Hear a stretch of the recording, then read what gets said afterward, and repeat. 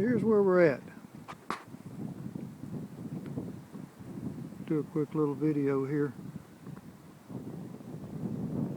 This is what I'm looking at.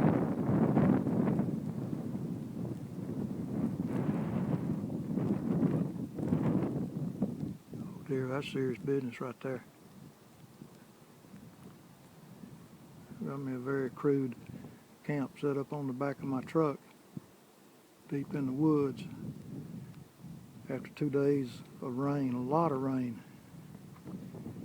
Firewood is in generous supply around this clear cut.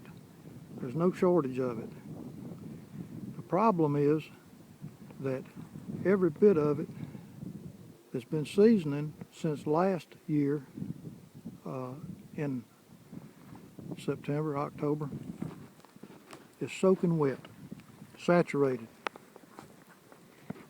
So for my evening fire, what I've done is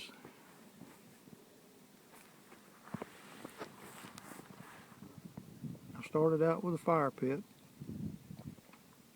I've got some fat wood down in the fire pit. I've got some laying right there beside it too, because it's going to take a good little bit, and that's something else that's in generous supply out here if you look around.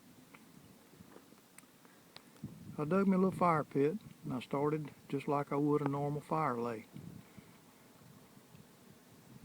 And then in the back, I drove 2 stakes in the ground. I don't need a reflector fire tonight, and I don't really, it's going down into the 50s, but I don't need a fire to keep me from freezing to death.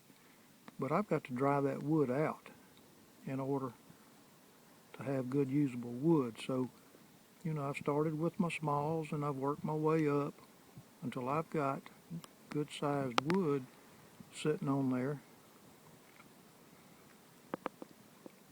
to dry out to keep my fire going. The last thing I want to have to deal with tonight, after being down in the woods, I'm hoping to connect with the deer.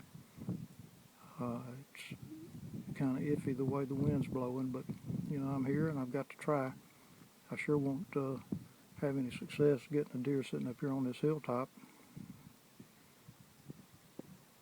And the last thing I need to have to deal with is having to fuss with getting a wet fire going when I get back from the woods, especially if I've got a deer hanging that I've got to do something with.